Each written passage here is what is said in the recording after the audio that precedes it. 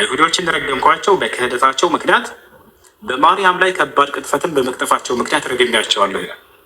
ጌቶች አለ የቱ ጋር የተጻፈው አሳየን እያልክ ነው። ኮሜንት ላይ የትኛውን እንደሆነ ከተናገርኩት መካከል አስቀምጥልኝ፣ ያሳያለሁ። እሺ ማኛው እነዚህ ሰዎች ለመርየም ዓለይሃ ሰላም ያላቸው አመለካከት ያ ነው። ክርስቲያኖች ደግሞ ከልካቸው ሆነ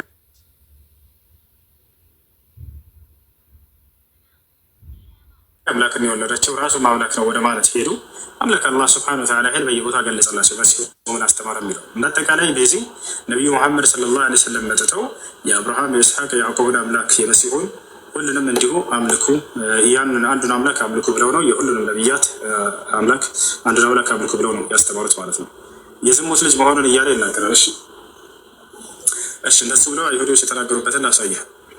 እኛ አሳባታለን እያሉ የተናገሩበትን የዝሙት ልጆች አይደለን የሚያሉበትን ላሳየህ አንድ ጊዜ።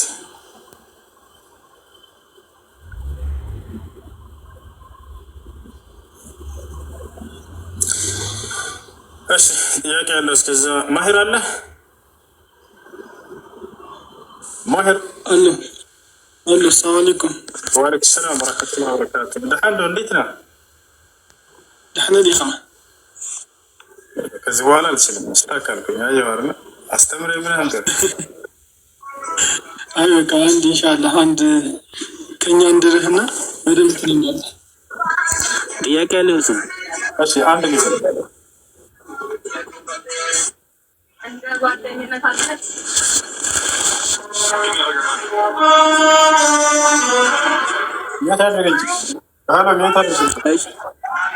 ጥያቄ መሰለው ሰው ሰላት ፈጅር ላይ ማለት ነው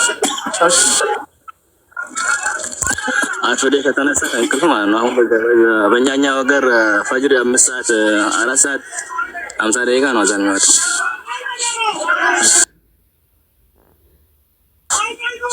ከዛኛው ደግሞ 6 ሩብ ላይ እንትን ነው ያ ፀሐይ የሚወጣበት ሰላት የማይሰገድበት ሰዓት ነው።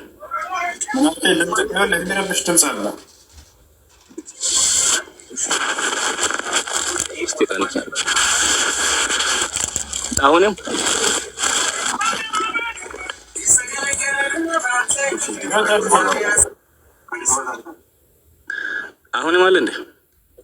ያውና ቅዱስ የጠየቀው ልጅ ዮሐንስ ወንጌል ምዕራፍ 8 ቁጥር 40 ላይ እኛስ በዝሙት አልተወለድንም አባት አለን እያሉ ያሽሟጠጡበት እዚህ ጋር ታገኘዋለህ። አይሁዶች ጋር እያወራ ነው እዚህ ቦታ ላይ ኢየሱስ ክርስቶስ ምን አለ? ነገር ግን አሁን አንዴ ሚዩት አድርገው ወንድም ምን ይላል እዚህ ቦታ ላይ ኢየሱስ ክርስቶስ እየነገራቸው ነው። ነገር ግን አሁን ከእግዚአብሔር የሰማሁትን እውነት የነገርኳቸውን ሰው ልትገድሉ ትፈልጋላችሁ፣ አብርሃም እንዲህ አላደረገም ይላል። ያ ነገራቸው አይሁዶች አሁን እዚህ ቦታ ላይ ይሆናል። እናንተ የአባታችሁን ስራ ታደርጋላችሁ አላቸው። ምን እንደሚሉ ተመልከቱ። እኛስ ከዝሙት አልተወለድንም አንድ አባት አለን። ከዝሙት አልተወለድንም እያሉ ከእርሱ ፊት ያሸሟጠጡበታል። ከዝሙት አልተወለድንም እያሉ መሲሁን እርሱን ከዝሙት እንደተወለድ አድርገው ይቀርጹበታል። እያሸሟጠጡበት ነው ከፊቱ። እኛ ከዝሙት አልተወለድንም። እሱ እያወራቸው ያለው መንፈሳዊ አባትነት ነበረ። ጌታቸው አለርላ እነሱ ደግሞ አዙረው በምን ይመልሱለታል? እኛስ በዝሙት አልተወለድንም አባት አለን፣ እግዚአብሔር አባታችን ነው ይሉታል። እሺ ጥያቄ ምን ነበር? ድገመው። እሱ ፈጅር ሰዓት ላይ ማለት ነው። አሁን በዛኛው ሀገር እኔ ያለበት ሀገር 10 ጉዳይ ነው፣ 5 ከ10 ጉዳይ ነው አዛን የሚወጣው። ከዛ አረፍቼ ሲነሳ ምናልባት 6 ሰዓት ምናምን ይሆናል። 6 ሰዓት ሩብ ላይ ፀሐይ የሚወጣ ጊዜ ነው ሰላት የማይሰገድ ማለት ነው። በዛኛው ሰዓት ላይ ዋጅብ መሰል ይችላል። ጥያቄ ግልጽ አይደለም። ፈጅር ሰላት ላይ ማለት ነው። አሁን እሺ ፈጅር ሰላት ላይ ማለት ከአዛን በኋላ ካሰገዱ በኋላ ከእንቅልፍ አርፍጄ እነሳለሁ። ምናልባት ስነሳ 6 ሰዓት ሩብ ይሆናል። 6 ሰዓት ሩብ ላይ ደግሞ ፀሐይ የሚወጣበት ሰላት የማይሰገድበት ሰዓት ነው ሱንራይ ማለት ነው። እሺ በዛኛው ላይ ግን ከተነሳሁት ዋጅብ አልሰገድኩም። እንዴት ነው የሚያደርገው ያ ሰላት? ወደው እንደተነሳ መስገድ አለበት። ነቢያችን ሰለላሁ ዐለይሂ ወሰለም ሐዲስ ላይ ምን አሉ? መን ነሲየ ሶላተን አው ናመ ዐንሃ ፈልዩሰሊሃ ኢዛ ዘከረሃ። ሶላትን ረስቶ ያለፈበት ወይ በእንቅልፍ ምክንያት ያለፈበት ሰው በተነሳ ሰዓት እና ባስታወሰ ሰዓት ይስገድ ብለው ተናግረዋል። አውቃችሁ ሆን ብላችሁ ሶላትን አታሳልፉ። ነቢያችን ሰለላሁ ዐለይሂ ወሰለም አውቀን ሳይሆን በዛኛው አሁን በዚህኛው ሰዓት ላይ እንትን ነው ሰላት የማይሰገድ ታውቃለህ አይደለም? ሶላት የማይሰገድበት ወቅት የተባለው የሆነ ሱና ሶላት ለመስገድ አስቡ ሰው ይሰግድ እንጂ ግዴታ ሶላትን አይመለከትም። ግዴታ ሶላትን አይመለከትም። ሰውየው በተነሳ ሰዓት በየትኛውም ሰዓት መስገድ አለበት። እሺ ሶላትን በእንቅልፍ ምክንያት ማሳለፍ ከመናፍቆች ባህሪ ነው። አንድ ቤት አድርግ በአላህ አንድ ደቂቃ ስታይ ላውራ። ሽክረን ጊዜ ስለሰጠኝ አመሰግናለሁ። ሀዳት قال الشيخ عبد العزيز بن باز رحمه الله تعالى تفويت صلاة الفجر بسبب النوم من علامات المنافقين. የሱብሒ ሶላት በእንቅልፍ ምክንያት ማሳለፍ ከመናፍቆች መገለጫ ነው። በነቢዩ ሙሐመድ ሰለላሁ ዐለይሂ ወሰለም ጊዜ መናፍቆች በሌሊት የሚሰግድ ሶላት ስለሆነ ያንን ሌሊቱን ተገና አድርገው ማንም አያየንም ብለው ተደብቀው በዛው እንቅልፋቸውን እየለጠጡ ሳይሰግዱ ይቀሩ ነበር። ገብቶቻል አይደል? ስለዚህ መገለጫቸው ነቢያችን ሰለላሁ ዐለይሂ ወሰለም ሐዲስ ላይ ተናገሩ። ምን አሉ? أثقل الصلاة على المنافقين صلاة العشاء وصلاة الصبح ولو يعلمون ما فيهما لأتوها ولو حبوا አሉ። በመናፍቆች ላይ ከባባድ ሶላቶች የዒሻ ሶላትና የሱብሒ ሶላት ናቸው አሉ። ነገር ግን እነዚህን በመስገድ ውስጥ የሚገኘውን ምንዳ ቢያውቁ ኖሮ እየተንፏቀቁ መጥተው በሰገዱ ነበር ብለው ተናገሩ። ስለዚህ የመናፍቆች መለያ ምን ነበር?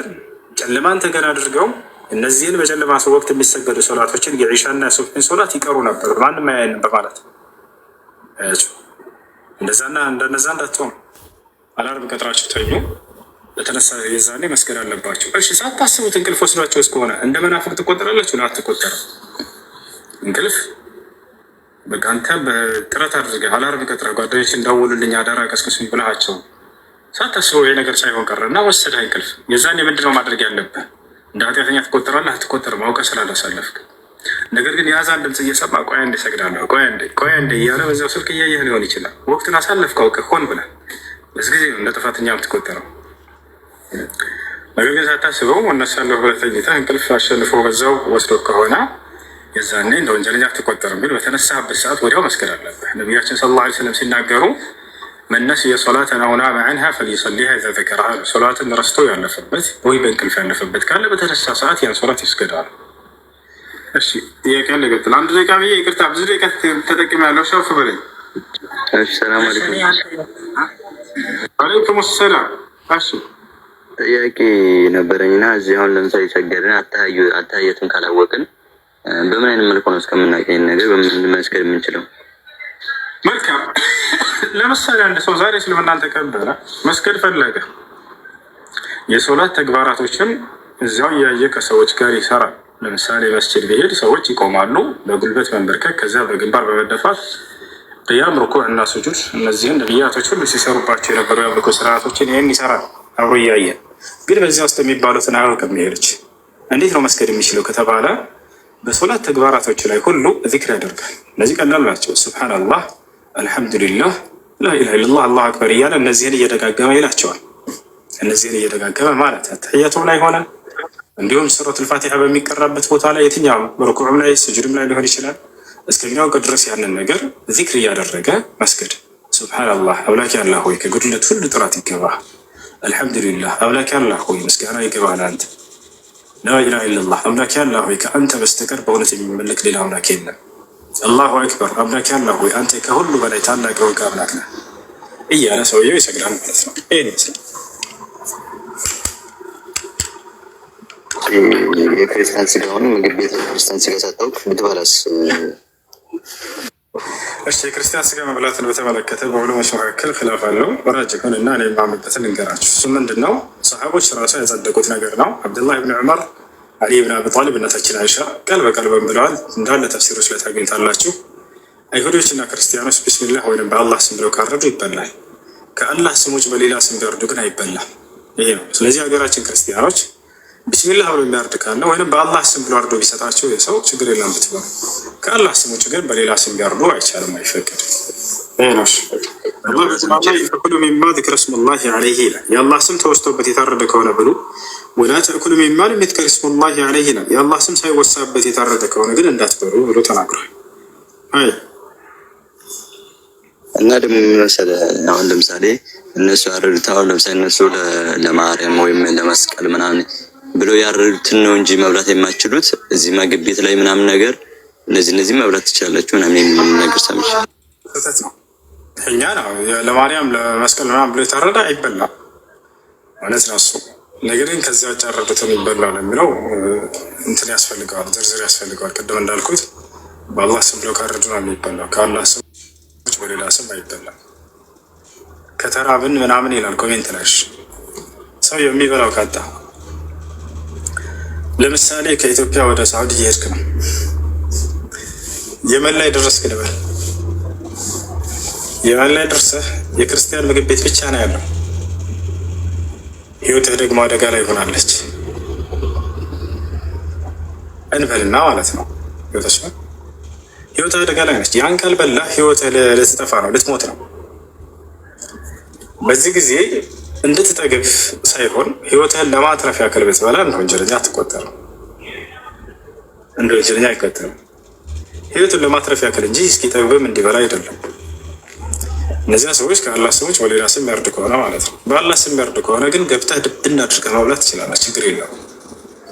የመን ላይ ካሉ ክርስቲያኖች ምናልባት የሚያርዱት በአምላክ በአላህ ስም ነው። ምክንያቱም የአላህን ስም ነው የሚጠሩት አረቦች። የአረብ ክርስቲያኖች አምላክን አላህ ብለው ነው የሚጠሩት፣ እግዚአብሔር ብለው አይጠሩም። መጽሐፍ ቅዱሳቸውን ላሳያቸው እችላለሁ። መጽሐፍ ቅዱስ ከኦሪት ዘፍጥረት እስከ ራዕይ ድረስ የአምላክ ስም አላህ ነው የሚለው። ለምሳሌ ኦሪት ዘፍጥረት ምዕራፍ 1 ቁጥር 1 ምን ይላል? ፊል በድኢ ኸለቀ ላሁ ሰማዋት ወልአርድ ይላል። አላህ በመጀመሪያ ሰማይና ምድርን ፈጠረ ነው የሚለው ኦሪት ዘፍጥረት። ይሄ ያሳልሽ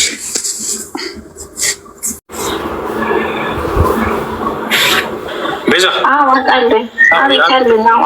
ክርስቲያኖች አዲስ ኪዳንም ላይ ራሱ አምላክን አላህ ብለው ነው የሚጠሩት። ላሳይሽ መጽሐፍ ቅዱስ ላይ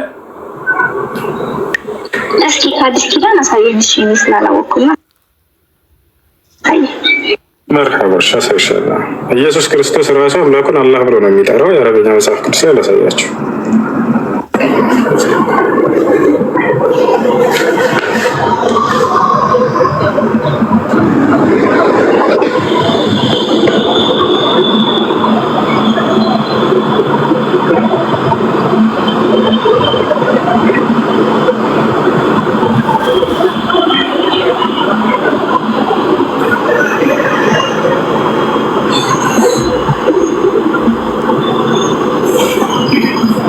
እሺ የት እንሂድ? ዮሐንስ ወንጌል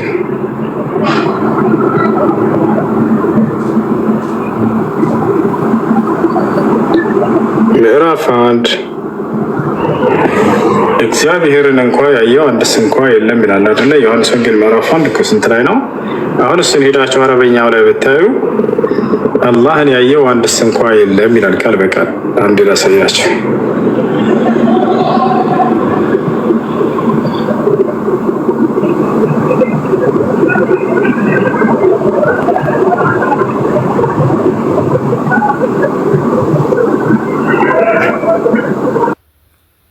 ያው እና እዚህ ላይ ይታያቸዋል አይደለ? ይታይሻል። እዚህ ጋር የአረበኛው መጽሐፍ ቅዱስ ነው። እዚህ ጋር መውቂዕ አምባ ተክለ ይላል። መውቂዕ አምባ ተክለ ሃይማኖት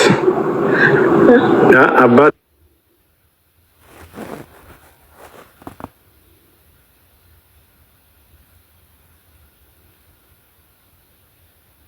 ተክለ ሃይማኖት ብላቸው በምታምኑት በእርሳቸው ስም ነው የሰየሙት። አምባ ተክለ አረበኛው ላይ ምን ይላል? የአባ ተክለ ሃይማኖት ዌብሳይት ይላል። እዚህ ቦታ ላይ ምን እናገኛለን? ዮሐንስ ወንጌል ምዕራፍ 1 ቁጥር 18 ይታይሻል። ወደ አማርኛ ቀይርላቸዋል። ወደ አማርኛ ስትቀይሩት ጊዜ አማርኛ እግዚአብሔር ብሎ ነው የሚጠቀመው። አረበኛው መጽሐፍ ቅዱስ ላይ ዮሐንስ ወንጌል ምዕራፍ 1 ቁጥር 18 ምን ይላል? አላሁ ለም የረሁ አሐዱን ቀጥ፣ አላህን ያየው አንድስ እንኳ የለም እያለ ይናገራል። አላህን ያየው አንድስ እንኳ የለም። ያው አላህ የሚለው ይታያቸዋል ሙስሊሞች። አሁን ይሄን ወደ አማርኛ ብትቀይሩ ምንድነው የሚለው? እግዚአብሔር ነው የሚለው። ምክንያቱም የኢትዮጵያ ክርስቲያኖች አምላክን እግዚአብሔር ብሎ በራሳቸው ተርጉመዋል። ላሳያቸው እዚህ ወደ አማርኛ ልቀይረውና ዮሐንስ ወንጌል ምዕራፍ 1 ቁጥር 18 ይታይሻል። እግዚአብሔርን ማንም አላየውም፣ ነገር ግን እግዚአብሔር የሆነ ከአብ ጋር የቀበረ ብሎ ተርጉሞታል። እዚህ ተሳሳተ ተርጉሞታል።